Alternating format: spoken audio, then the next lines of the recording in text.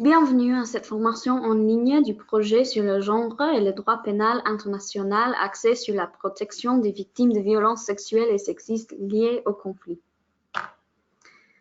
Le projet sur le genre et le droit pénal international est un projet conjoint du Bureau de recherche sur les crimes de guerre et du Programme sur les femmes et les droits de la Faculté de droit de American University, Washington. Le projet sur le genre et le droit pénal international a pour mission de soutenir les tribunaux comme la Cour pénale spéciale pour qu'ils utilisent les avancées du droit international afin de tenir responsables les auteurs des violences basées sur le genre liées au conflit, VSG, et d'améliorer l'accès à la justice pour les victimes de ces violences. Le projet sur le genre et le droit international fournit des outils de recherche, une formation et une assistance technique aux tribunaux internationaux et nationaux, aux procureurs, aux juges et aux organisations de la société civile qui réclament justice pour les victimes de ces crimes internationaux graves. Notre projet en RCA renforçait la capacité du gouvernement à obtenir justice pour les actes de violence sexuelle et sexiste durant le conflit en RCA. Cherche à fournir ce soutien au personnel de la Cour pénale spéciale et aux organisations de la société civile qui demandent réparation pour les victimes de violences sexuelles et sexistes commises pendant la guerre civile en RCA. Ce projet est soutenu par le département d'État des États-Unis. Cette formation portera sur les éléments des crimes contre l'humanité et leur application au viol et aux autres actes de violence sexuelle et sexiste. Dans cette formation, nous discuterons des dispositions du Code pénal de la RCA sur les crimes contre l'humanité. Nous identifierons les défis liés à l'application de la disposition relative aux crimes contre l'humanité aux actes de violence sexuelle et sexiste.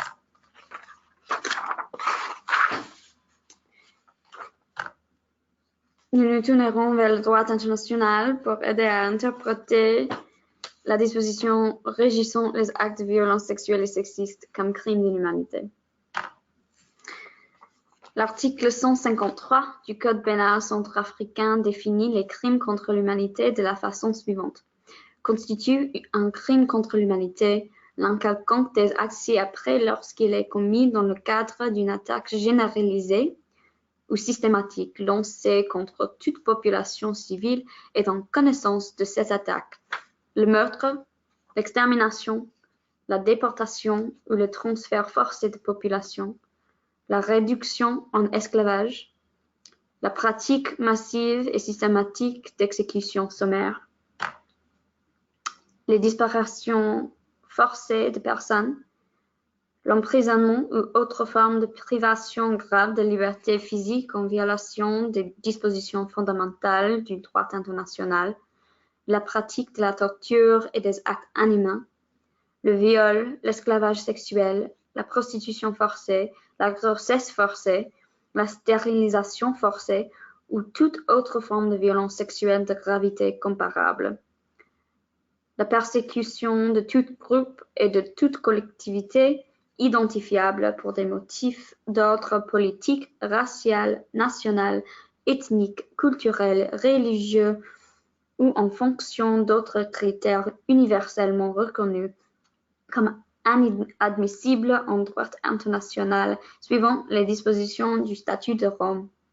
Les crimes d'apartheid et tous autres actes inhumains de caractère analogue causant intentionnellement de grandes souffrances ou des atteintes graves à l'intégrité physique ou à la santé physique ou mentale. Selon cette définition, il existe 4 éléments contextuels nécessaires pour que des infractions soient qualifiées de crimes contre l'humanité. Ainsi, il faut 1. Qu'une attaque soit lancée contre une population civile. 2. Que l'attaque soit généralisée et systématique. 3. Qu'il y ait un lien entre un ou plusieurs des actes énumérés et l'attaque. Et 4. Que l'auteur savait ou avait l'intention que son acte s'inscrive dans le cadre de l'attaque. Nous examinerons chacun de ces éléments plus en détail en nous inspirant de la jurisprudence de tribunaux internationaux. Nous examinerons également le statut de Rome de la Cour pénale internationale, car une grande partie de l'article 153 du Code pénal de la RCA reprend le langage de l'article 7 du statut de Rome. Une attaque se définit comme une campagne ou une série d'actions plutôt que comme un acte unique et isolé. Une telle ligne de conduite doit impliquer la commission multiple d'actes énumérés dans le statut de Rome. Cependant, un événement unique peut fort bien être constitutif d'une attaque, s'il est établi qu'il implique la commission multiple de tels actes. L'expression commission multiple a été interprétée comme instaurant un seuil quantitatif qui exige plus que plusieurs ou de nombreux actes. Dans un tel contexte, l'attaque n'a pas à la population civile qui consiste dans n'importe quels actes constitutifs de crimes contre l'humanité, tels qu'énumérés par l'article 153. Lancée contre toute population civile. Au sens de l'article 7 du statut de Rome, l'attaque doit être lancée contre toute population civile. Cette condition exclut donc de la qualification de crimes contre l'humanité les attaques dirigées contre les forces armées et aux autres combattants légitimes. De plus, la définition de crime contre l'humanité impose que l'attaque ait été dirigée contre la population civile et non uniquement contre des individus choisis au hasard. Cela signifie que la population civile doit être la cible principale de l'attaque, c'est-à-dire que l'accusation doit établir que les civils ont été pris pour cible au cours de l'attaque en nombre ou d'une manière permettant de démontrer que l'attaque visait la population civile et non pas un nombre limité d'individus particuliers.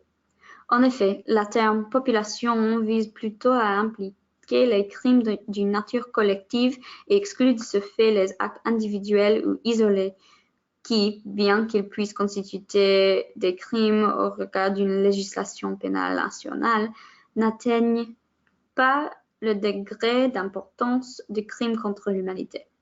Cependant, il n'est pas nécessaire que toute la population d'une zone géographique soit visée. De plus, la présence de non-civils au sein de la population n'a aucune incidence sur sa qualification de population civile. Enfin, il faut noter que le terme « toute population civile » signifie que cette disposition ne se limite pas à des populations définies par une nationalité commune ou une appartenance ethnique ou d'autres attributs distinctifs. Généralisée ou systématique. L'attaque doit être généralisée, soit systématique. L'accusation n'a pas à prouver que l'attaque revêt ces deux caractères. Le terme généralisé dénotait que l'attaque a été menée à grande échelle et qu'un grand nombre d'individus ont été pris pour cible. La CPI a défini qu'une attaque généralisée pouvait être massive, fréquente, menée collectivement, d'une gravité considérable et dirigée contre un grand nombre de victimes. La pression du caractère généralisé de l'attaque ne doit pas être exclusivement quantitative ou géographique, mais doit être effectuée sur la base de chacun des faits. Le terme systématique reflète, lui, le caractère organisé des crimes commis et l'improbabilité de leur caractère fortuit. Grâce au scénario des crimes, c'est-à-dire à la répétition délibérée et régulière de comportements criminels similaires, on peut reconnaître le caractère systématique de l'attaque. L'existence d'une politique ou d'un plan n'est pas nécessaire, mais peut être révélatrice du caractère systématique des infractions poursuivies comme crimes contre l'humanité.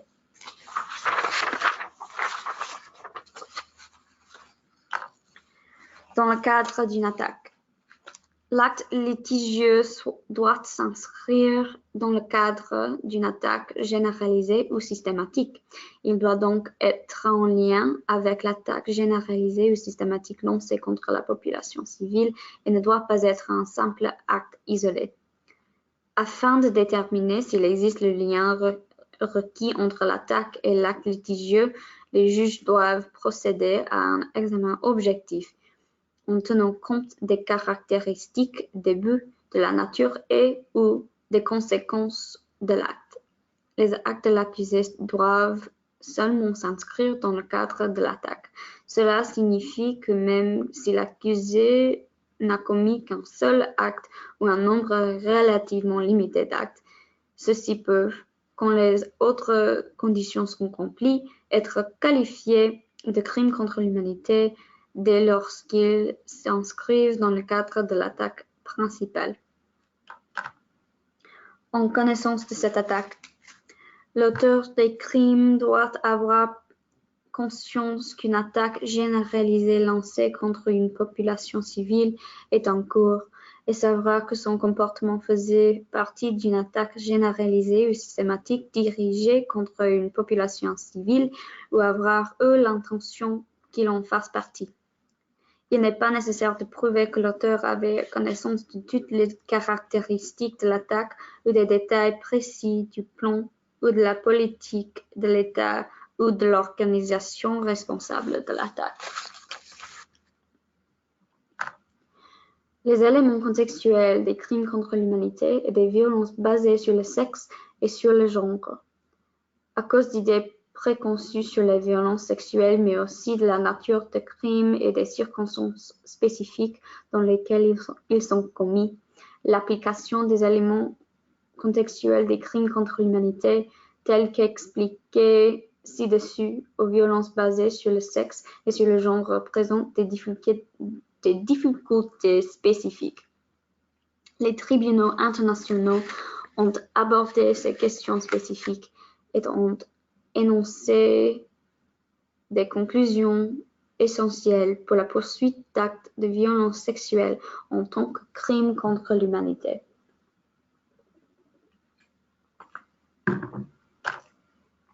D'abord, il n'est pas nécessaire que l'acte soit commis au même endroit que l'attaque principale pour être qualifié de crime contre l'humanité. Bien qu'il soit nécessaire que l'acte litigieux ne soit pas un acte isolé, c'est-à-dire un acte qui ne s'inscrit pas dans le cadre de l'attaque lancée contre la population civile, l'acte ne doit pas nécessairement être commis dans la même zone géographique que les autres actes qui s'inscrivent dans le cadre de l'attaque, pour être qualifié de crime contre l'humanité.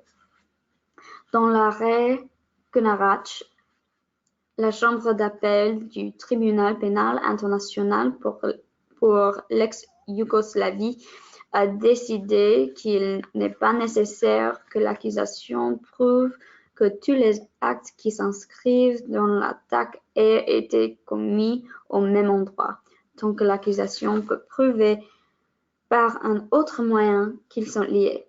S'il est nécessaire que les actes de l'accusé fassent partie de l'attaque contre la population civile, il n'est pas exigé, en revanche, qu'il ait été commis en cours de celle-ci.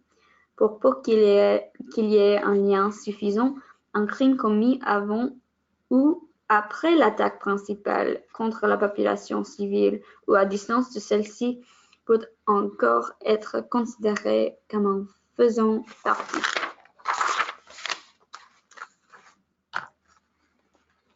L'attaque principale peut comporter une série de crimes commis à l'encontre de la population civile et non pas seulement des actes de violence sexuelle. Afin de qualifier des crimes contre l'humanité, il n'est pas nécessaire que les actes de violence sexuelle aient été généralisés.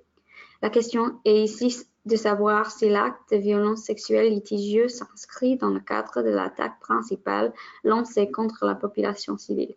L'attaque peut être caractérisée par n'importe lequel des actes qualifiables de crimes contre l'humanité. Dans l'arrêt Jamen, la Chambre d'appel du Tribunal pénal international pour l'ex-Yougoslavie a décidé que dans le cas de viols commis dans le cadre d'une attaque généralisée et systématique contre la population civile musulmane bosniaque dans la région de Krajina à l'époque des faits, ces viols constituaient un des nombreux crimes contre l'humanité commis alors. À la même époque, les forces serbes incarcéraient et maltraitaient de nombreuses âmes musulmanes, mais aussi endommageaient ou détruisaient des mosquées ou encore des locaux commerciaux appartenant à la population musulmane. La Chambre d'appel a alors jugé que la Chambre de première instance pouvait raison de conclure que les viols se sont déroulés dans le cadre d'une attaque généralisée et systématique. De même, dans l'affaire Konarac et consorts, le tribunal pénal international pour l'ex-Yougoslavie a noté qu'un acte unique pourrait constituer un crime contre l'humanité tant que le lien entre cet acte et l'attaque généralisée est établi. L'attaque principale s'apprécie alors au regard de toutes les circonstances qui l'entourent. En effet, il suffit de démontrer que l'acte criminel a été commis alors que se multipliaient les actes de violence qui, pris individuellement, peuvent être de nature et de gravité très variables. Le constat du tribunal pénal international pour l'ex-Yougoslavie est important car les actes de violence sexuelle sont davantage considérés comme des actes isolés qui ne s'inscrivent pas dans le cadre de l'attaque, surtout s'ils ne sont pas commis au même endroit et au même moment que les autres actes. Par ailleurs, les actes de violence sexuelle vont plus souvent avoir lieu dans des résidences privées ou autres lieux, contrairement aux autres crimes internationaux. Le fait que l'auteur et la victime soient connus par le passé ne remet pas en cause le lien entre l'acte litigieux et l'attaque généralisée ou systématique. Dans l'arrêt Gacumbitsi, la Chambre d'appel du tribunal pénal international pour le Rwanda a rejeté l'argument et l'appelant selon lequel un viol ne constituait pas un crime contre l'humanité, mais était plutôt un acte isolé, car la victime et l'auteur se connaissaient par le passé. La Chambre constate que le fait que la victime et son agresseur se connaissaient ne faisait pas du viol un acte isolé de l'attaque généralisée et systématique.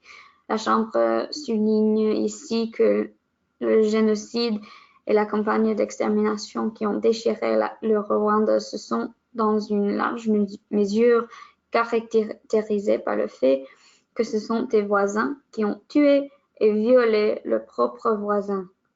La Chambre juge alors que la question à laquelle il convient de répondre consiste simplement à savoir si sur la base de l'ensemble des éléments de preuve produits, l'existence d'un lien entre l'acte et l'attaque généralisée et systématique peut être établie. Ce constat permet de contredire les idées préconçues selon lesquelles les actes de violence basés sur le sexe et sur le genre sont des crimes d'opportunité qui n'ont pas de lien avec le conflit et avec l'attaque lancée contre la population civile.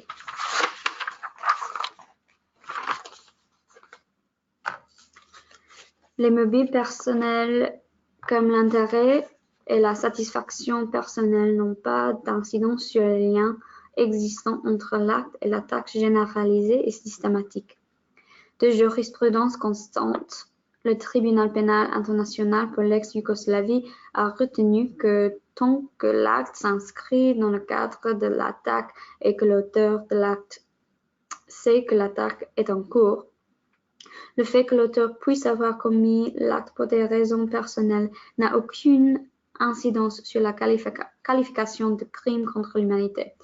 Une telle conclusion est importante car les actes de violence sexuelle sont souvent à tort qualifiés de crimes d'opportunité, qui sont commis dans un objectif de satisfaction sexuelle ou autres motifs personnels. Dans l'arrêt de Tadić, la Chambre d'appel du Tribunal pénal international pour l'ex-Yougoslavie énonçait ainsi que des crimes contre l'humanité peuvent être commis pour des raisons purement personnelles. Dans l'arrêt Kvoka encore et consort, la Chambre d'appel reprend cette jurisprudence du Tribunal pénal international pour l'ex-Yougoslavie en relevant que le fait que l'accusé Radić prenait plaisir à commettre des crimes de violence sexuelle et qu'il considérait ces sévices comme un divertissement n'empêchait en rien la qualification de ces actes comme crimes contre l'humanité. Dans l'arrêt Kunarac et consort, la Chambre d'appel confirme l'interprétation du Tribunal pénal international pour l'ex-Yougoslavie en énonçant que les mobiles ayant poussé l'accusé à participer à l'attaque important peu et un crime contre l'humanité peut être commis pour des raisons purement personnelles.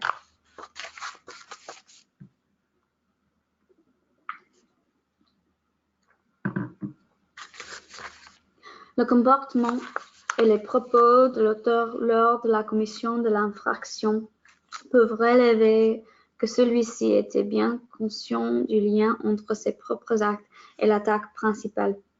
Pour constituer des crimes contre l'humanité, tous les actes énumérés, y compris les actes de violence basés sur le sexe ou sur le genre, doivent non seulement s'inscrire dans le cadre d'une attaque systématique ou généralisée, mais le dol de l'auteur doit aussi s'inscrire dans le cadre de cette attaque. Le Tribunal pénal international pour l'ex-Yougoslavie et le Tribunal pénal international pour le Rwanda ont ainsi considéré que les pratiques de l'auteur, comme par exemple le fait de cibler les membres de la même population que celle visée par l'attaque principale, ainsi que les propos tenus lors de la commission de l'infraction, peuvent permettre d'apprécier si l'auteur a agi en connaissance de l'attaque. Par exemple, dans l'affaire Kunarac et consort, les accusés étaient poursuivis pour des viols individuels de jeunes filles et de femmes musulmanes, ainsi que pour avoir vendu et donné des jeunes filles à des hommes dont ils savaient qu'ils les violeraient et les maltraiteraient. Dans son jugement, la Chambre de première instance a ainsi décidé que les trois accusés avaient connaissance de l'attaque et que, à en juger par la conduite dont il leur a été fait greffe et qui a été établie devant la Chambre de première instance, ils savaient qu'une attaque dirigée contre la population civile musulmane était en cours et ils ont choisi d'y participer. Dragoljub Kunarac, Radomir Kova et Zoran Vukovic ont maltraité des jeunes filles et des femmes musulmanes et seulement des musulmanes, justement parce qu'elles étaient musulmanes. Ils ont donc pleinement approuvé l'attaque lancée par les Serbes pour des motifs ethniques contre la population civile musulmane, et toutes leurs actions faisaient manifestement partie de cet acte et avaient pour effet de la perpétuer. Pour juger que Kunarac savait que ces actes étaient liés à l'attaque, la Chambre de première instance avait aussi relevé que lorsqu'il violait la victime FWS 183, Kunarac lui avait dit qu'elle devrait apprécier d'être baisée par un Serbe et qu'elle aurait un bébé serbe. En plus des éléments contextuels du crime contre l'humanité étudiés plus haut, pour qu'un acte soit qualifié de crime contre l'humanité, les éléments constitutifs de l'infraction doivent être prouvés. L'article 153 du Code pénal centrafricain énumérait 17 actes constitutifs de crimes contre l'humanité. 9 d'entre eux sont pertinents dans le cadre des poursuites de violences basées sur le sexe et sur le genre. Les infractions énumérées dans la 9e catégorie de l'article 153 font référence de manière explicite à des actes de violence sexuelle, tandis que 3 autres catégories, pratique de la torture et et actes inhumains, la persécution et tous autres actes inhumains peuvent être appliqués à des actes de violence sexuelle même si ces dernières ne sont pas expressément qualifiés comme tels. Les actes de violence sexuelle énumérés dans la 9e catégorie de l'article 153 sont étudiés ci-dessous. Ils comprennent le viol, l'esclavage sexuel, la prostitution forcée, la grossesse forcée, la stérilisation forcée et toute autre forme de violence sexuelle de gravité comparable. Cette étude est suivie d'un examen des violences basées sur le sexe et sur le genre constitutif de torture et actes inhumains, persécution et tous autres actes inhumains. L'article 87 du Code pénal centrafricain définit le viol comme tout acte de pénétration sexuelle de quelque nature qu'il soit commis sur la personne d'autrui par violence, contrainte, menace ou surprise. La définition centrafricaine du viol reprend de nombreux éléments communs à différents codes nationaux, comme l'élément de pénétration et l'élément de violence, contrainte ou menace. Cependant, les particularités uniques au viol commis dans le cadre d'une attaque lancée contre la population civile imposent aux tribunaux chargés de juger le viol constitutif d'un crime contre l'humanité d'interpréter et d'appliquer cette définition en tenant compte du contexte. Cette définition du viol est suffisamment large pour être interprétée conformément aux définitions du viol en droit international. L'article 3 de la loi organique 15-003 dispose que la Cour pénale spéciale fait référence aux normes de fond et aux règles de procédure établies au niveau international. Lorsque la législation ne traite pas d'un problème particulier, il existe une incertitude quant à l'interprétation ou à l'application d'un état de droit en droit centrafricain ou la question de la compatibilité de celui-ci avec les normes internationales. Cela devrait encourager la Cour à utiliser la jurisprudence de tribunaux internationaux pour clarifier les éléments de la définition du viol de la RCA. Par exemple, l'article 87 est conforme au droit international parce qu'il est neutre en termes de genre et englobe tous les types de pénétration, y compris celles des victimes de sexe masculin. Il devrait également être interprété comme inclut même une légère pénétration, qui selon les tribunaux internationaux constitue un viol. De plus, les termes violence, coercion, menace ou surprise devraient être interprétés dans le contexte des crimes contre l'humanité qui se produisent souvent dans des situations de conflit armé impliquant non seulement des actes de contrainte individuelles, mais plus généralement des circonstances coercitives qui nient le consentement des victimes. L'esclavage sexuel. Il n'y a pas une définition de l'esclavage sexuel dans le Code pénal de RCA. Donc, il est nécessaire d'examiner les définitions d'autres tribunaux pour déterminer les éléments de ce crime contre l'humanité. Le statut de Rome fut le premier texte à qualifier l'esclavage sexuel de crime contre l'humanité, suivi par le statut du tribunal spécial pour la Sierra Leone, qui lui aussi incluait l'esclavage sexuel. Le statut du tribunal pénal international pour l'ex-Yougoslavie n'incluait pas de manière explicite l'esclavage sexuel, mais la jurisprudence du tribunal a admis que l'esclavage sexuel pouvait être poursuivi comme crime contre l'humanité sous la disposition relative à la réduction en esclavage. Il est important de noter que le tribunal pénal international pour l'ex-Yougoslavie ne considère pas ce crime de la même manière que la Cour pénale internationale ou le tribunal spécial pour la Sierra Leone, tandis que la CPI et le tribunal spécial pour la Sierra Leone imposent deux éléments distincts. L'exercice des pouvoirs liés au droit de propriété est un acte de nature sexuelle. Le tribunal pénal international pour l'ex-Yougoslavie a lui défini l'esclavage comme le fait d'exercer sur une personne l'un quelconque ou l'ensemble d'attributs du droit de propriété, en soulignant que le contrôle de l'autonomie sexuelle est l'un des facteurs qu'un tribunal peut examiner afin de déterminer si l'accusé a exercé sur une personne les pouvoirs liés au droit de propriété. Il convient de noter que les tribunaux internationaux n'ont pas exigé l'achat d'une victime. Le paiement n'est qu'un seul moyen de preuve qui peut être utilisé pour prouver que l'accusé exerçait bien les pouvoirs liés au droit de propriété, mais que cela n'est pas nécessaire pour constituer de l'esclavage sexuel.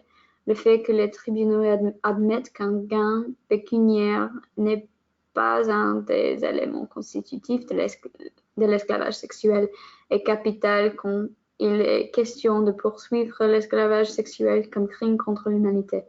En effet, quand ce crime se produit dans un contexte de conflit armé et d'attaques généralisées ou systématiques lancées contre la population civile, il est le plus souvent question d'enlèvement et d'exploitation sexuelle par des soldats ou d'autres individus dans des positions de pouvoir. Il s'agit de situations dans lesquelles il n'y a aucun gain pécuniaire ou de transaction, contrairement à des cas de prostitution forcée. De plus, il n'est pas nécessaire que les victimes soient enfermées dans un bâtiment pour être des esclaves. Dans l'affaire Konarac et consorts, la Chambre de première instance du Tribunal pénal international pour l'ex-Yougoslavie a décidé que même si les victimes étaient dans un appartement dont la porte était quelquefois ouverte lorsque les hommes qui les détenaient étaient présents, elles n'avaient aucun endroit où aller et couraient des risques importés si elles étaient rattrapées. De la même manière, dans les affaires Prima et Césé, la Chambre de première instance du Tribunal spécial pour la Sierra Leone a conclu que la propriété ne requiert pas que les victimes soient détenues dans un endroit particulier, mais qu'elle peut aussi comprendre des situations où les prisonniers n'ont aucun endroit où aller et craignent pour leur vie. Les chambres africaines extraordinaires dans l'affaire contre Hissène-Habré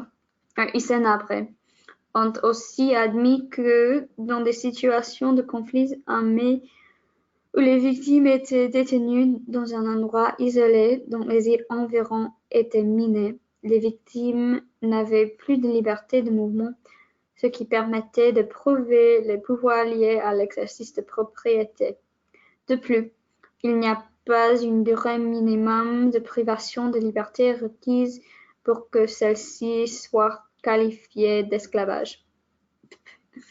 Dans l'ex-Yougoslavie, des femmes étaient détenues pendant quelques semaines ou alors quelques mois, et le Tribunal pénal international pour l'ex-Yougoslavie n'a jamais considéré qu'il y avait un seuil à franchir de durée minimum. C'est plutôt le fait que l'accusé a exercé un contrôle total sur les mouvements, l'intimité, le travail et l'autonomie sexuelle des victimes et avait disposé d'elles en les vendant ou en les donnant à d'autres hommes qui remplissaient les conditions de l'esclavage. Puisque les victimes étaient traitées comme des biens, le tribunal spécial pour la Sierra Leone a retenu que la durée de détention n'était pas un élément constitutif du crime, mais si elle peut permettre de prouver l'existence d'un lien entre l'accusé et la victime aux fins de déterminer si l'accusé a exercé les pouvoirs liés au droit de propriété. Comment prouver les pouvoirs liés au droit de propriété? D'après la Chambre de première instance du Tribunal pénal international pour l'ex-Yougoslavie, que le tribunal spécial pour la Sierra Leone a suivi, les facteurs suivants permettent de déterminer si l'auteur de l'acte avait exercé sur une personne des pouvoirs liés au droit de propriété, le contrôle des mouvements de l'individu, le contrôle de l'environnement physique, le contrôle psychologique, les mesures prises pour empêcher ou décourager toute tentative de fuite, le recours à la force, les menaces de recourir à la force ou la contrainte, la durée, la revendication de droits exclusifs, les traitements cruels et les sévices, le contrôle de la sexualité, le travail forcé. Comme cela a déjà été mentionné, la revendication de droits exclusifs et le contrôle de la sexualité, et ceux quand l'accusé revendique des droits sexuels exclusifs sur la victime ou, de la même manière, donne à d'autres individus accès aux victimes de violences sexuelles, sont des éléments qui montrent l'exercice de pouvoir lié au droit de propriété.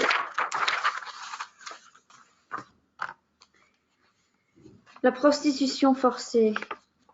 Il n'y a pas une définition de ce crime dans le code pénal de RCA et la définition et les éléments constitutifs de la prostitution forcée n'ont pas été définis clairement ni de la même manière par le droit international coutumier, notamment lorsqu'il s'agit de différencier esclavage sexuel et prostitution forcée. La question centrale est savoir si, pour que des actes de nature sexuelle soient qualifiés de prostitution forcée, la personne doit recevoir ou non des avantages pécuniaires des actes en question. Le statut de Rome mentionne de manière explicite la prostitution forcée comme crime contre l'humanité. Les éléments des crimes définissent l'actus reus de la prostitution forcée de la manière suivante. 1.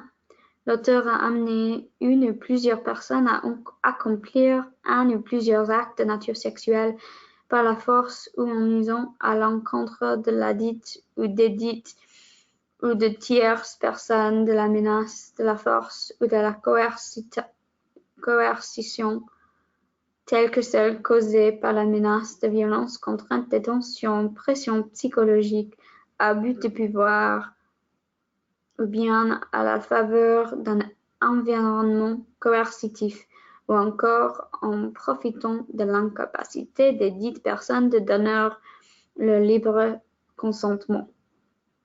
2.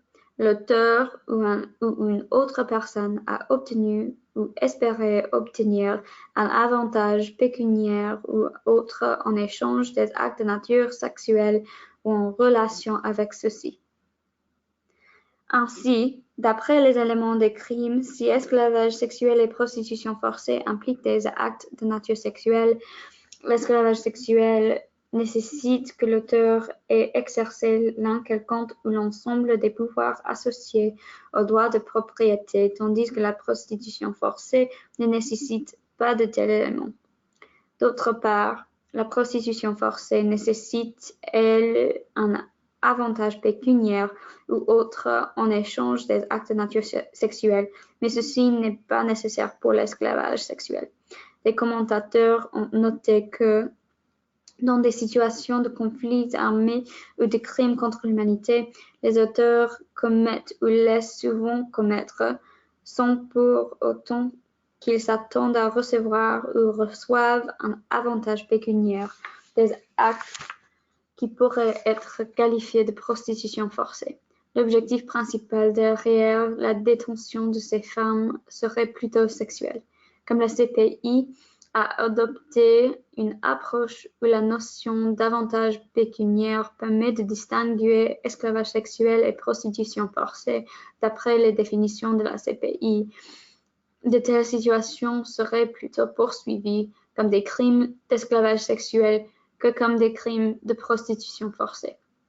Les juges de la Cour pénale spéciale pourraient choisir d'interpréter ce crime de manière plus large, conformément aux définitions de la Convention 4 de Genève. La grossesse forcée. Il n'y a pas une définition de ce crime dans le code pénal de RCA. Le statut de Rome fut le premier statut à inclure la grossesse forcée dans les crimes contre l'humanité. Ainsi, il n'y a pas de jurisprudence de droit international coutumier sur ce crime qui permettrait d'interpréter ces éléments constitutifs. Les éléments des crimes donnent des orientations. La définition de l'actus reus énonce que l'auteur a détenu une ou plusieurs femmes rendues enceintes de force dans l'intention de modifier la composition ethnique d'une population ou de commettre d'autres violations graves du droit international. Ces éléments constitutifs ne sont ni définis dans le statut de Rome ni dans les éléments des crimes. Cependant, la Chambre préliminaire 2 de la Cour pénale internationale a interprété cet article dans l'affaire Ongwen. Il s'agit de la première affaire où un individu était accusé de ce crime en droit international et la Chambre a ici confirmé les charges de grossesse forcée contre l'accusé. La Chambre préliminaire a ici conclu que les éléments du crime étaient 1. La détention illégale d'une femme mise enceinte de force et 2.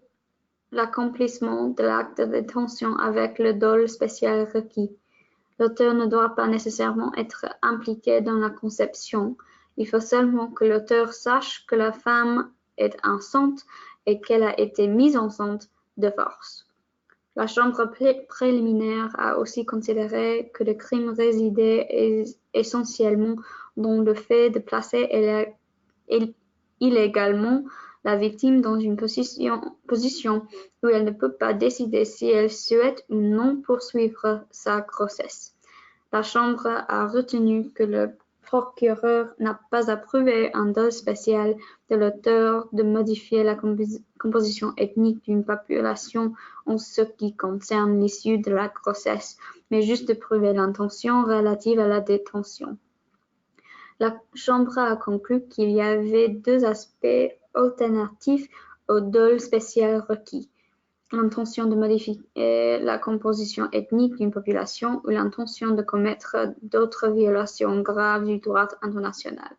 Dans le cas de Dominique Ongwen, la Chambre a ainsi décidé que le procureur avait apporté des éléments de preuve suffisants pour que les charges de grossesse forcée soient confirmées, puisque Dominique Ongwen avait l'intention de commettre des violations graves du droit international en détenant des femmes qui avaient été mises enceintes de force, notamment pour en faire ses épouses par la force et pour les violer, pour faire d'elles des esclaves sexuels, pour les réduire en esclavage et les torturer.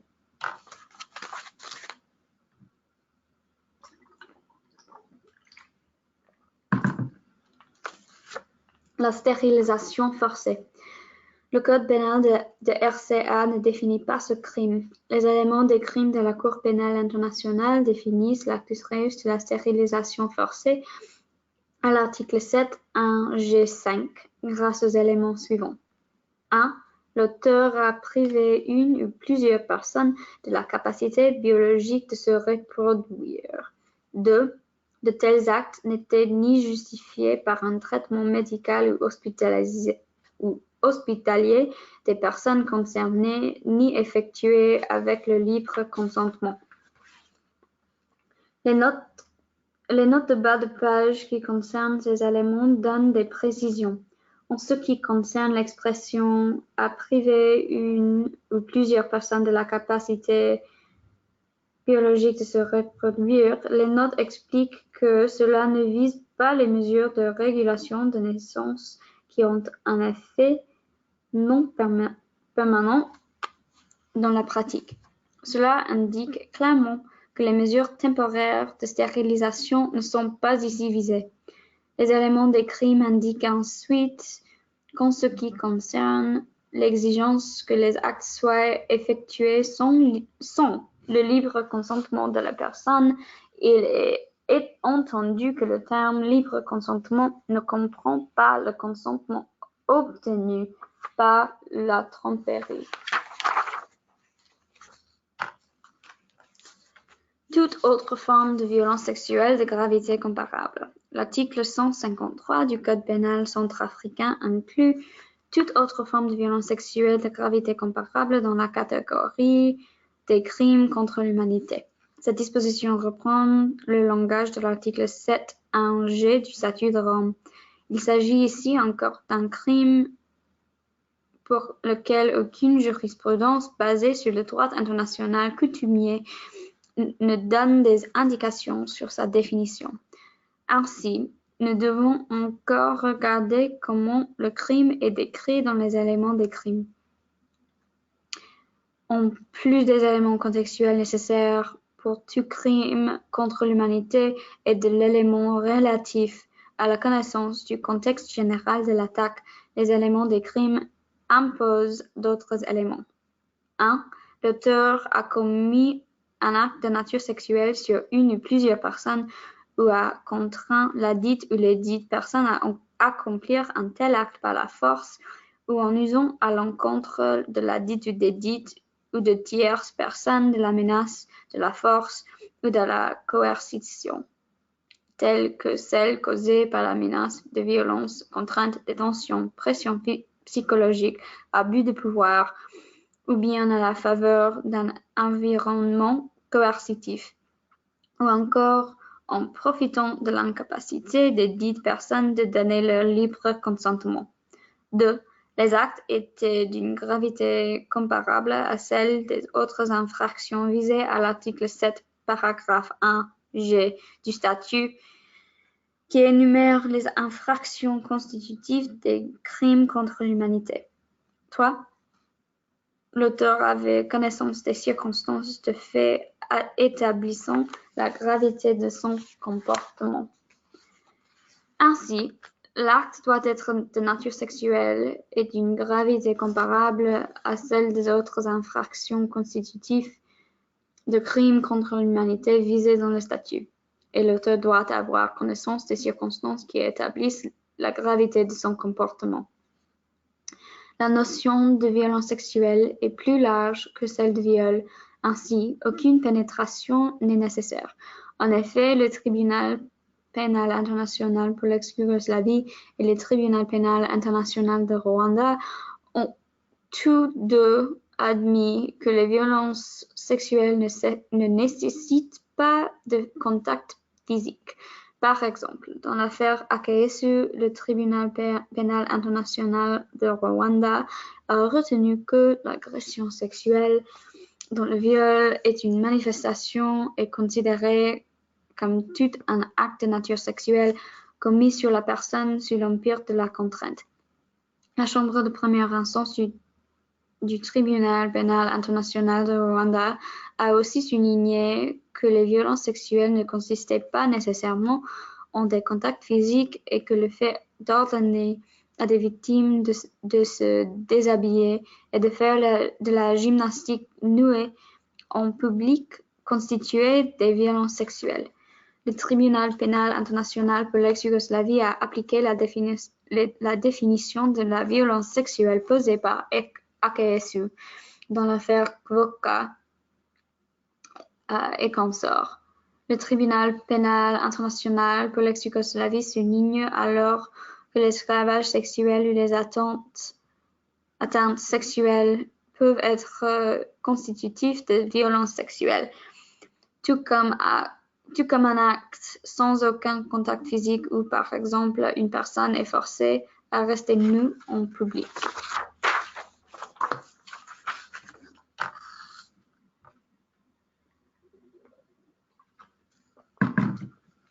En plus des actes étudiés précédemment qui rentrent expressément dans la catégorie des crimes de violence sexuelle, les violences sexuelles peuvent aussi être poursuivies dans d'autres catégories de crimes contre l'humanité, comme par exemple la torture, la persécution et tous autres actes inhumains.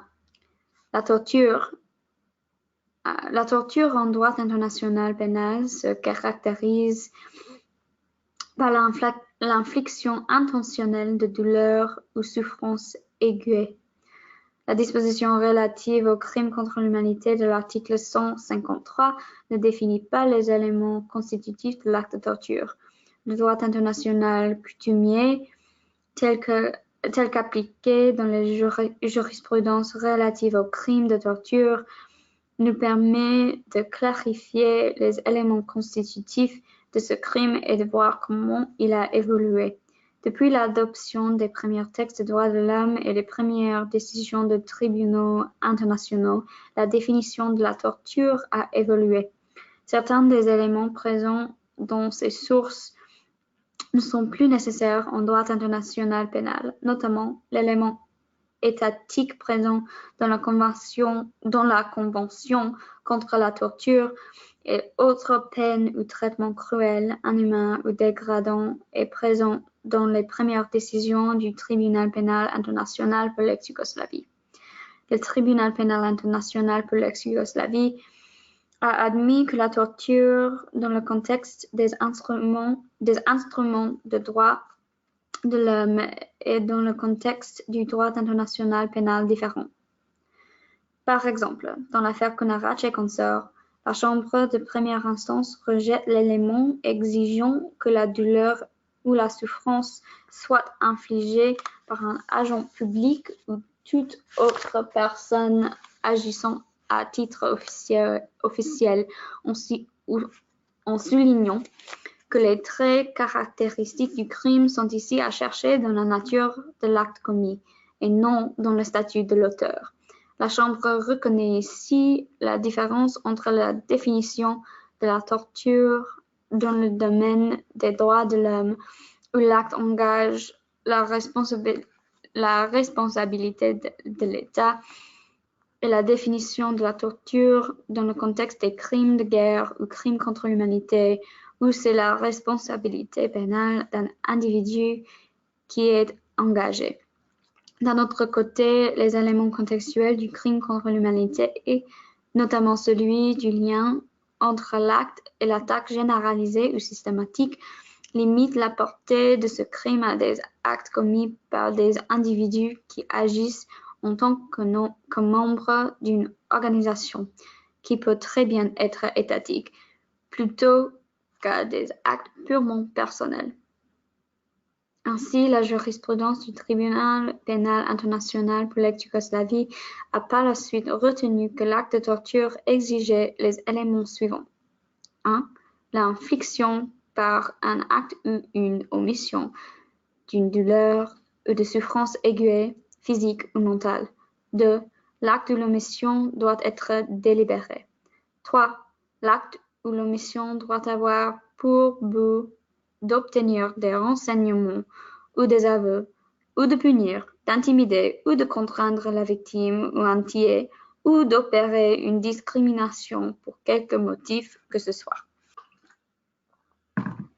La définition de la Cour pénale internationale dans les éléments des crimes diffère sensiblement de la définition de la torture en droit international coutumier, et telle que le Tribunal pénal international pour l'ex-Yougoslavie l'a interprétée. En plus des éléments contextuels nécessaires aux crimes contre l'humanité, les éléments des crimes ajoutent les éléments suivants. 1. L'auteur a infligé à une ou plusieurs personnes une douleur ou des souffrances aiguës, physiques ou mentales. 2. La dite ou les dites personnes étaient sous la garde ou sous le contrôle de l'auteur. 3.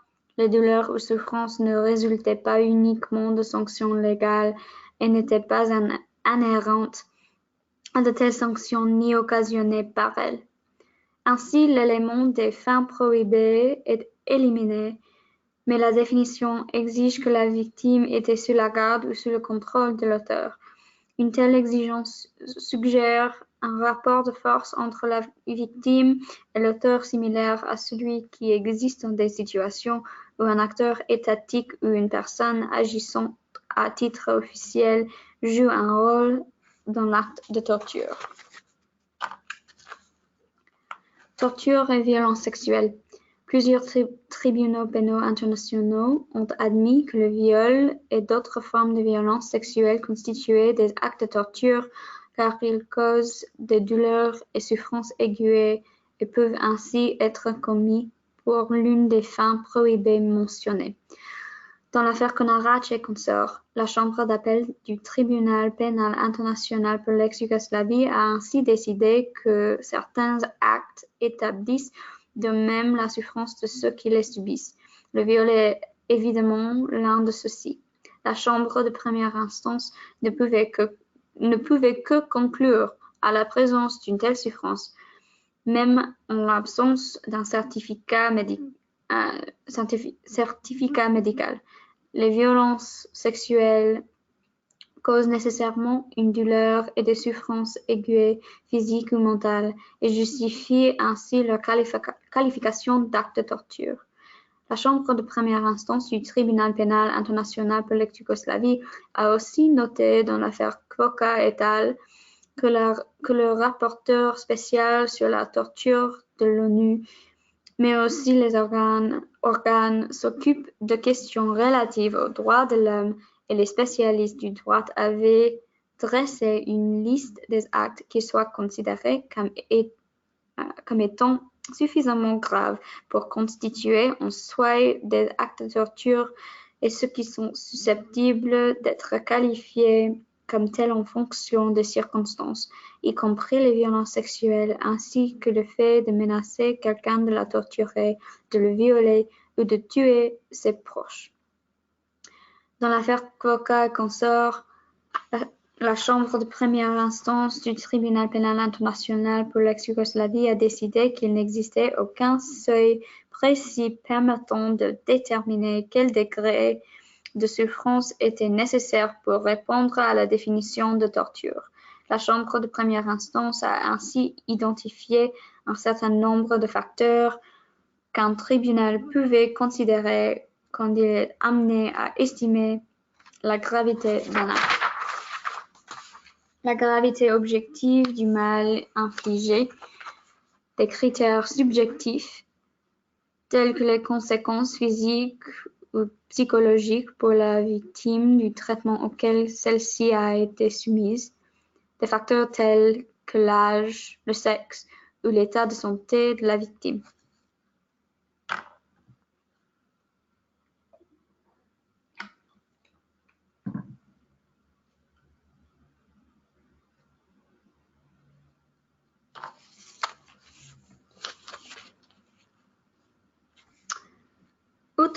Outre le viol, d'autres formes de violence sexuelle peuvent également constituer la torture. Dans l'affaire Kvoka et consorts, la Chambre de première instance du Tribunal pénal international pour l'ex-Yougoslavie a déterminé que la tentative ou la menace de viol causait une douleur et des souffrances aiguës et constituait de la torture. Dans l'affaire Furundzija, la Chambre de première instance du Tribunal pénal international pour l'ex-Yougoslavie a reconnu qu'un témoin qui avait été obligé à assister aux violences sexuelles et notamment à un viol infligé à une connaissance ou un membre de sa famille avait été torturé. Dans l'affaire Furundzija, la Chambre d'appel du Tribunal pénal international pour l'ex-Yougoslavie a elle aussi conclu que des menaces du viol pouvaient constituer la torture.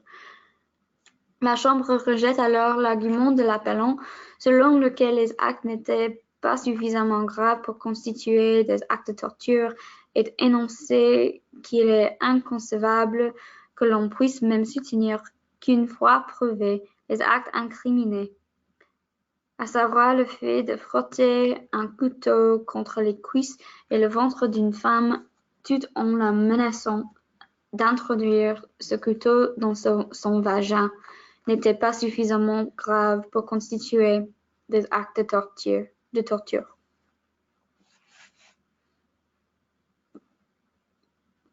Au-delà de constater que le viol et d'autres formes de violence sexuelle entraînent de graves souffrances pour constituer une torture, les tribunaux ont reconnu que des actes de violence sexuelle pouvaient être commis à des fins illégales. Le Tribunal pénal international pour l'ex-Yougoslavie a reconnu des individus coupables de crimes de torture pour des actes de violence sexuelle lorsque ceux-ci étaient commis à une ou plusieurs fins illégales.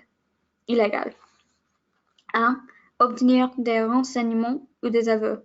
Dans l'affaire Konarach et consorts, la Chambre de première instance du Tribunal pénal international pour l'ex-Yougoslavie a reconnu, et la Chambre d'appel a confirmé ce constat, que l'accusé était coupable du chef de torture quand, lui et d'autres soldats, avaient violé une femme afin d'obtenir des informations ou des aveux de sa part sur les prétendus messages qu'elle aurait envoyés aux forces musulmanes. Dans l'affaire Delalic et consorts, la Chambre de première instance du Tribunal pénal international pour l'ex-Yougoslavie a affirmé que l'accusé avait violé la victime avec l'objectif d'obtenir des informations sur le lieu où se trouvait son mari, qui était considéré comme un rebelle armé. 2. Punir, intimider ou contraindre la victime ou un tiers. Dans l'affaire Konarach et consorts, la Chambre d'appel du Tribunal pénal international pour l'ex-Yougoslavie a retenu que tous les actes de violence sexuelle reprochés dans le cas d'espace constituaient de la torture car ils avaient été commis dans le but d'intimider ou de contraindre les victimes. Dans l'affaire Delalic et consorts, la Chambre de première instance du Tribunal pénal international pour l'ex-Yougoslavie a conclu que, comme l'accusé avait violé sa victime pour la punir de son incapacité à fournir des informations sur son mari et pour la contraindre et l'intimider pour qu'elle les fournisse, le viol constituait de la torture. 3. Opérer une discrimination pour quelque motif que ce soit. Dans l'affaire Konarach et consorts, la Chambre de première instance du Tribunal pénal international pour l'ex-Yougoslavie a reconnu, et la Chambre a par la suite confirmé, que le fait que Konarach avait donné la victime à 2 autres soldats pour qu'ils la violent et lui avait ensuite dit qu'elle devrait apprécier d'être baisée par un Serbe et aurait un bébé serbe, prouvait le but discriminatoire de l'acte et que Konarach s'était rendu coupable de torture en violant la victime. Dans l'affaire Kloka et consorts, la Chambre de première instance du Tribunal pénal international pour l'ex-Yougoslavie a aussi reconnu l'accusé coupable de torture pour des actes de violence sexuelle après avoir conclu que les viols et autres formes de violence sexuelle visaient exclusivement les non-serbes et de surcroît des femmes, ce qui confère à ces crimes une nature discriminatoire à de multiples niveaux.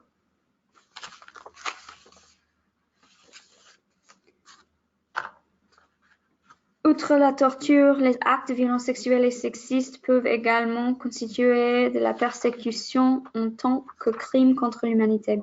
L'article 153 du Code pénal centrafricain incrimine la persécution comme crime contre l'humanité en considérant comme acte énuméré la persécution de tout groupe et de toute collectivité identifiable pour des motifs d'ordre politique, racial, national, ethnique, culturel, religieux ou en fonction d'autres critères universellement reconnus comme inadmissibles en droit international suivant les dispositions du statut de Rome.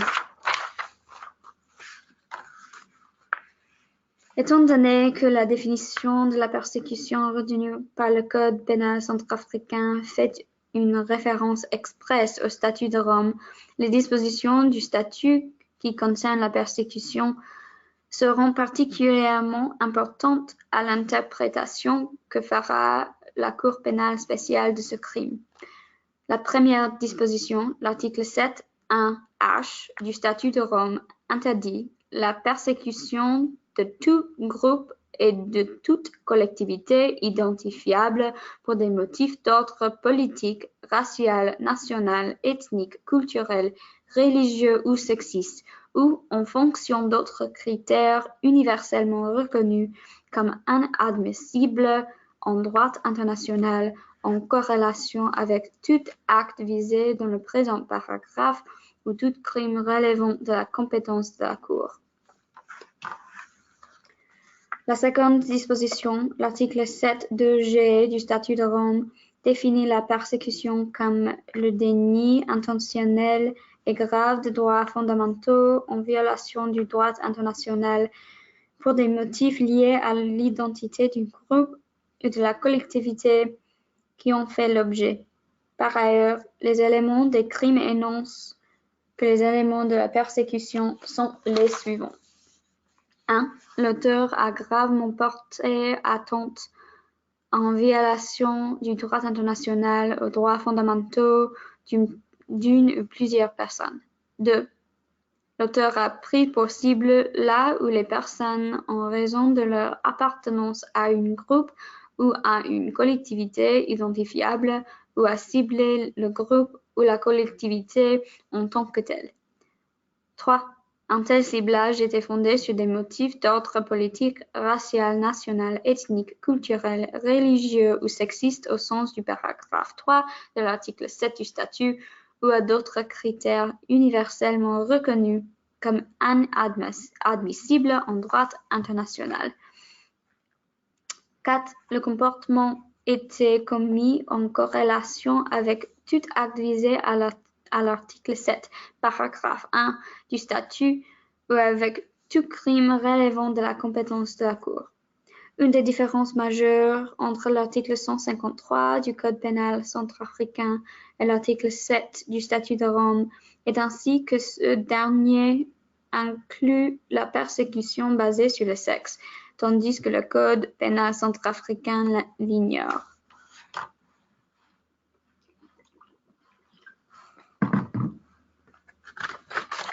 Les violences sexuelles comme persécution. Plusieurs tribunaux internationaux et nationaux ont poursuivi des viols ou d'autres types de violences sexuelles comme persécution constitutive de crimes contre l'humanité en démontrant comment les violences sexuelles peuvent constituer de graves atteintes aux droits fondamentaux commises pour des motifs discriminatoires. Les violences sexuelles peuvent constituer une grave atteinte aux droits fondamentaux. En reconnaissant quels droits fondamentaux sont violés par des actes de violence sexuelle, les tribunaux internationaux ont admis que les violences sexuelles, en fonction de l'acte, violent les droits suivants. Le droit à l'intégrité physique, le droit à la dignité personnelle, le droit à l'intégrité mentale, le droit de ne pas être réduit à une condition d'esclavage sexuel. Les violences sexuelles constituent une atteinte grave à ces droits. Les tribunaux ont défini une atteinte grave aux droits fondamentaux en retenant que cet élément est caractérisé quand les actes en question présentent le même degré de gravité que les autres crimes énumérés. Les actes de violence sexuelle, y compris le viol et l'agression sexuelle, peuvent atteindre le seuil de gravité nécessaire pour constituer une persécution. Par exemple, dans l'affaire Đorđević, la Chambre d'appel du Tribunal pénal international pour l'ex-Yougoslavie a décidé que le viol atteignait le seuil de gravité nécessaire à la qualification de persécution, car le viol était de degré équivalent aux actes énumérés constitutifs de crimes contre l'humanité. La Chambre souligne par ailleurs que le viol est un crime qui figure au nombre des crimes contre l'humanité. Comme l'affaire concernait aussi des agressions sexuelles sur 2 victimes, la Chambre d'appel s'est ensuite penchée sur la question de savoir si les violences sexuelles, autres que le viol, atteignaient le seuil de gravité. La Chambre a alors conclu que les violences sexuelles pouvaient atteindre le seuil de gravité si elles atteignaient le même degré de gravité que les autres crimes contre l'humanité énumérés dans le statut de TPIY. La Chambre a admis qu'en l'espace, les violences sexuelles atteignaient bien le degré de gravité nécessaire car elles avaient été commises à l'encontre de jeunes femmes pour plusieurs auteurs dans un contexte général de peur, d'intimidation et de harcèlement.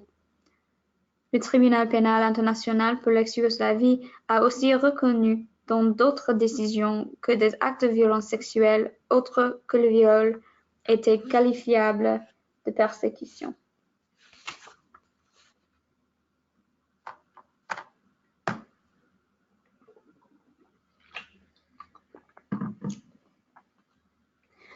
Le tribunal pénal international pour l'ex-Yougoslavie et la Cour d'État de Bosnie-Herzégovine ont déclaré que d'autres actes de violence sexuelle, outre le viol, pouvaient également constituer une persécution. Dans sa décision Simic et consorts, la Chambre de première instance du tribunal pénal international pour l'ex-Yougoslavie a ainsi admis que les actes en question constituaient de la persécution, car la quasi-totalité des victimes de ces sévices qui avaient été battues étaient des non-serbes et que dans un cas, une victime avait été frappée entre les jambes tandis que ses agresseurs lui déclaraient que les musulmans ne devraient pas se reproduire. Dans l'affaire Brdnanin, la Chambre de première instance du tribunal pénal international pour l'ex-Yougoslavie a estimé que de nombreux cas de violences sexuelles avaient été commis contre des victimes croates de Bosnie ou des victimes musulmanes de Bosnie.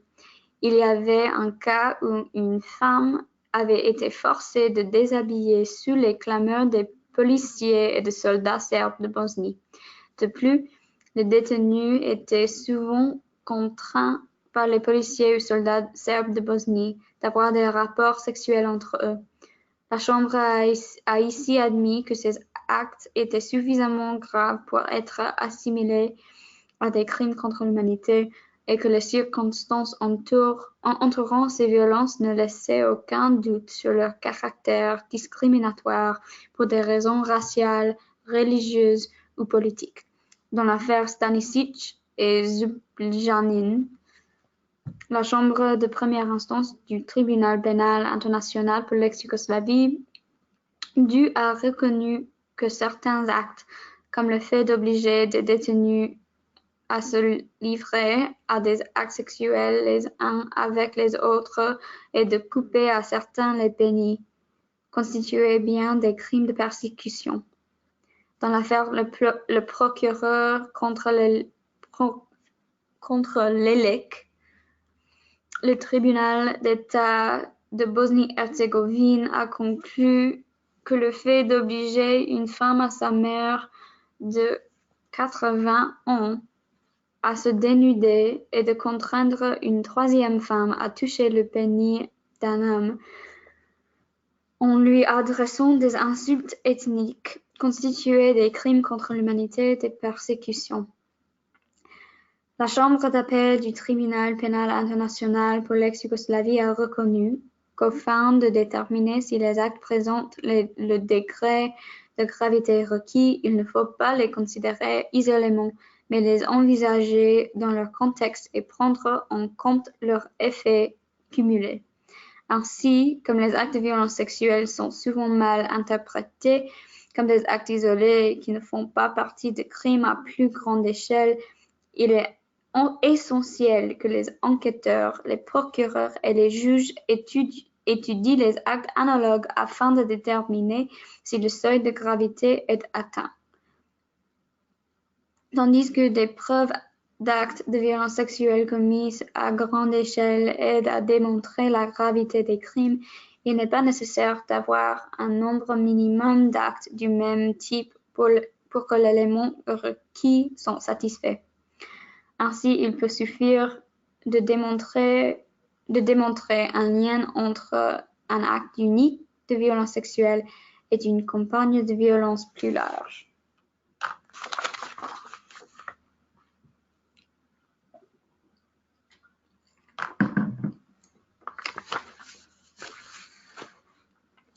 En plus de répondre aux éléments constitutifs d'une violation grave d'un droit fondamental, les actes de violence sexuelle et sexiste peuvent également comporter l'intention discriminatoire requise pour constituer une persécution.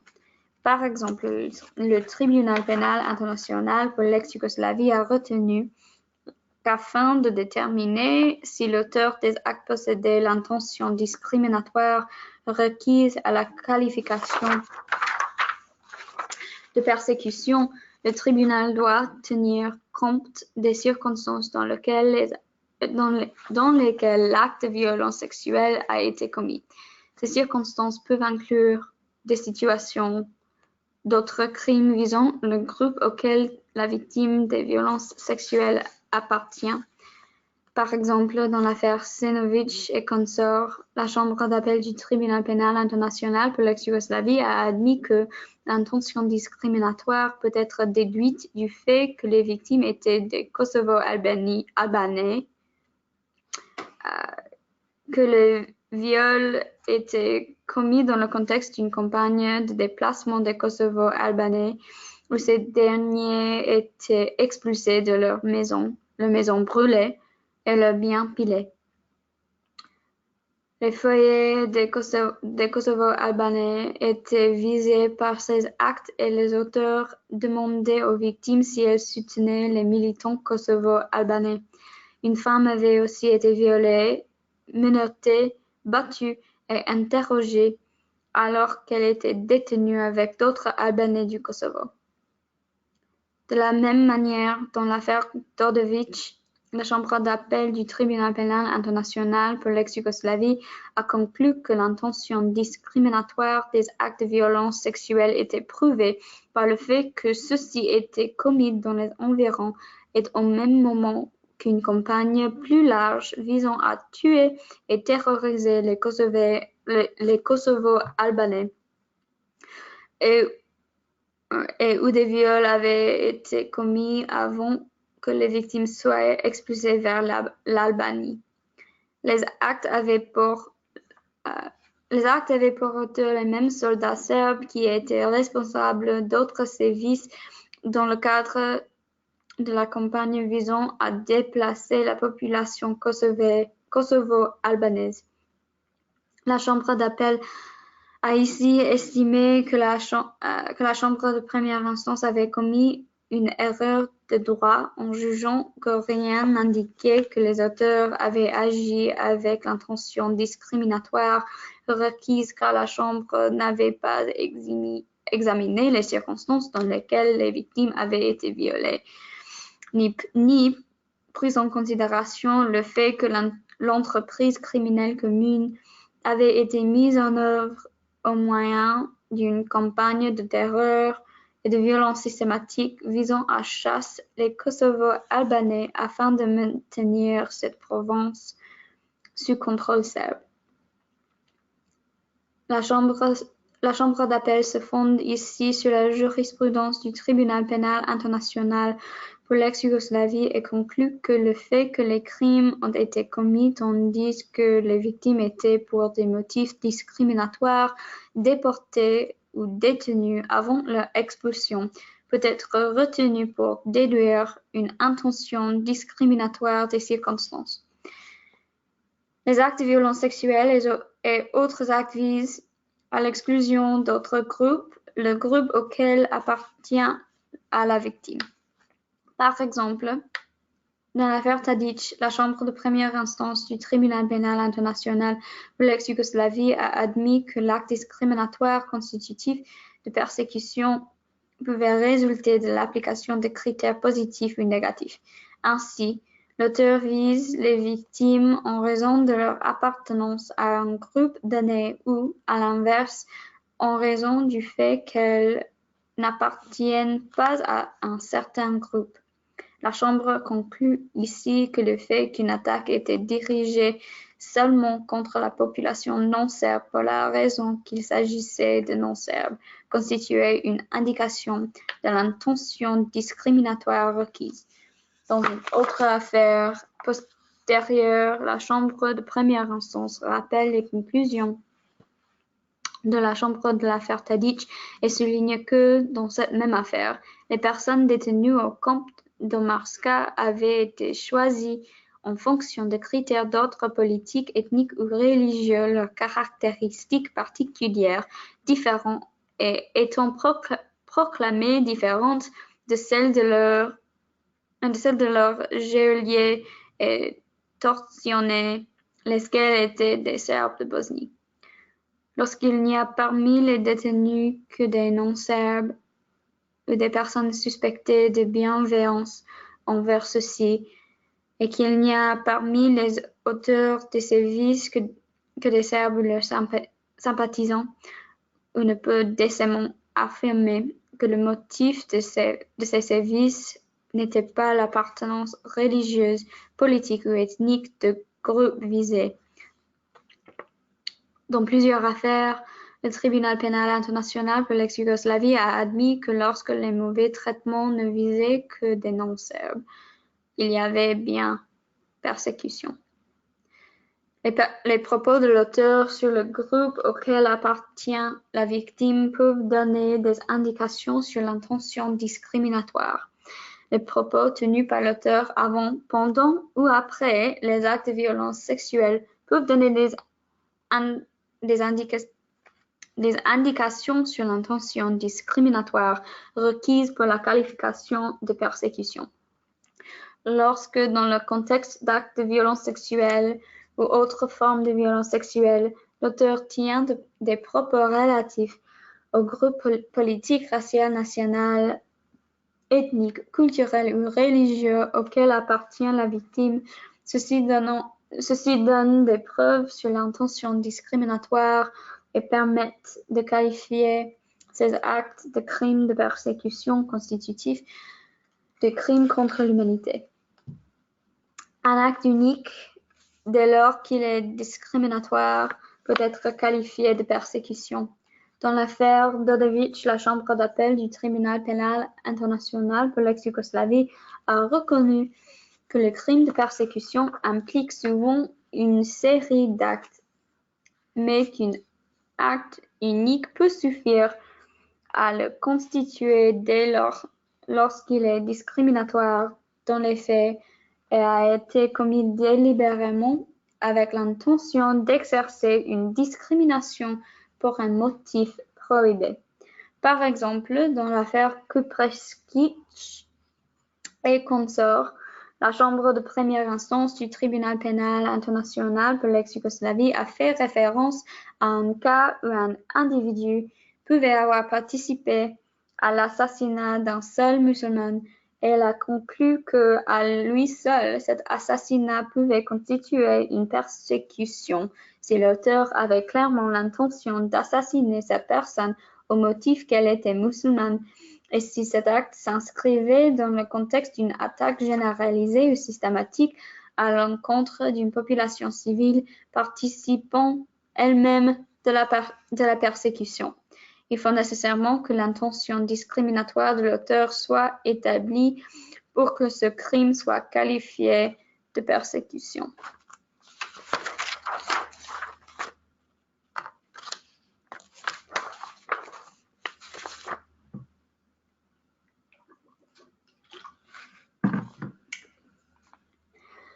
Il est important de noter que des mobiles sexuels n'excluent pas l'intention discriminatoire.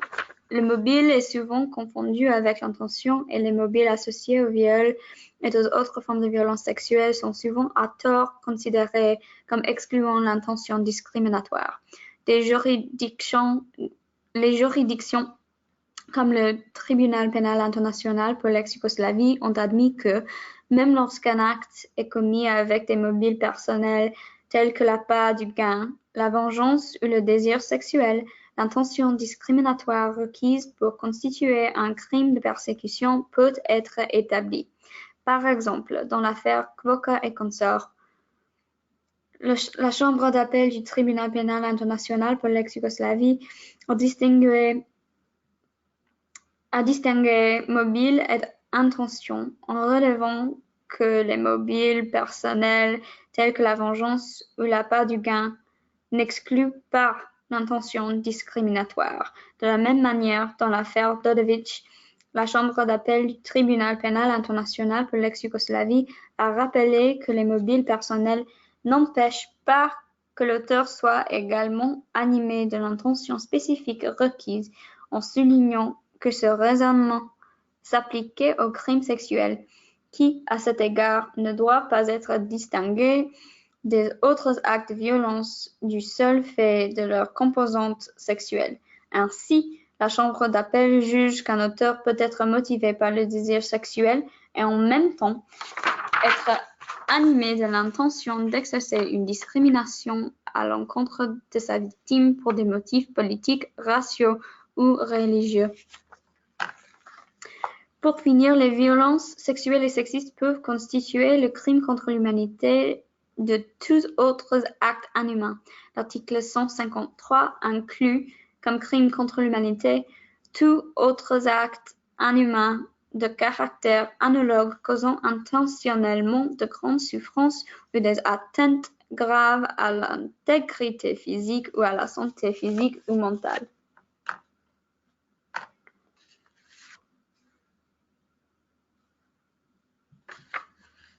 Voici sur l'écran.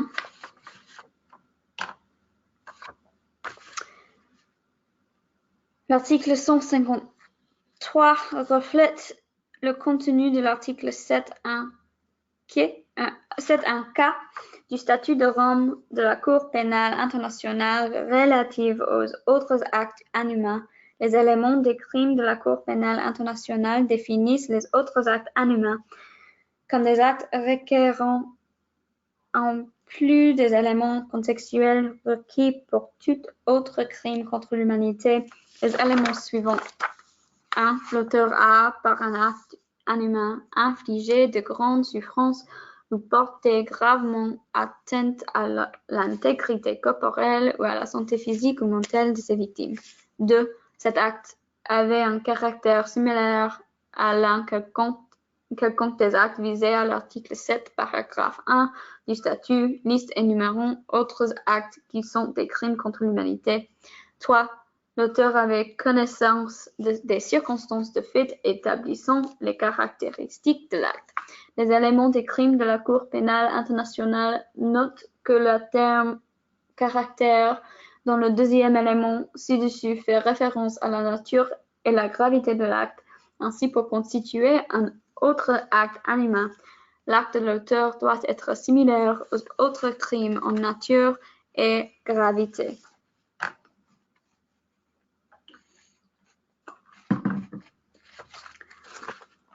Ceci est confirmé par la jurisprudence du tribunal pénal international pour l'ex-Yougoslavie qui a constamment énoncé que pour constituer des autres actes inhumains, il convient d'établir l'existence d'un acte ou d'une omission qui présente le même degré de gravité que les autres crimes énumérés à l'article 5, criminalisant les crimes contre l'humanité du statut tribunal pénal international pour l'ex-Yougoslavie. Dans la jurisprudence du tribunal pénal international pour l'ex-Yougoslavie, les éléments des autres actes inhumains sont 1. La victime doit, eu égard aux circonstances de l'espèce, avoir gravement souffert dans son intégrité physique ou mentale ou doit être gravement atteinte dans sa dignité humaine. 2. Ces souffrances ou atteintes doivent être le résultat d'un acte ou d'une omission de l'accusé ou d'une personne dont il est pénalement responsable. Et 3. La personne pénalement responsable doit avoir agi avec l'intention de porter gravement atteinte à l'intégrité physique ou mentale ou à la dignité humaine de la victime ou sans cette intention. Mais on peut raisonnablement prévoir que les dits actes ou la dite omission étaient susceptibles d'entraîner des atteintes graves à l'intégrité physique ou mentale ou à la dignité humaine de la victime. Les tribunaux internationaux, hybrides et nationaux ont constamment admis que les actes de violence sexistes ou basés sur le genre peuvent aussi constituer un autre acte inhumain comme crime contre l'humanité tant que cet acte remplit ces conditions. Parmi les exemples des actes de violence sexuelle que les tribunaux ont reconnus comme constitutifs des autres actes inhumains, nous avons 1. La nudité forcée. 2. Le mariage forcé. 3. Les attaques sexuelles qui n'impliquent pas de pénétration. 4. Les actes de violence sexuelle commis sur un cadavre, ce qui inflige une souffrance mentale aux autres membres du groupe ethnique de la victime qui ont vu les corps. 5. La mutilation sexuelle. Il est important de noter que les tribunaux internationaux, y compris le tribunal pénal international pour l'ex-Yougoslavie et le tribunal pénal international pour le Rwanda, ont poursuivi des actes de violence sexuelle similaires à ceux de la liste ci-dessus relative aux actes inhumains, qui auraient pu être poursuivis comme autres actes de violence sexuelle si les statuts du tribunal pénal international pour l'ex-Yougoslavie et du tribunal pénal international pour le Rwanda avaient inclus cette catégorie de crimes contre l'humanité comme les statuts de Rome de la Cour pénale internationale et le code pénal de RCA l'ont fait. Merci d'avoir regardé cette formation. Nous espérons que les informations fournies sur les éléments des crimes contre l'humanité et leur application à la violence sexuelle et sexiste sont utiles. Voici quelques ressources supplémentaires pour plus d'informations sur ce sujet et sur des sujets connexes.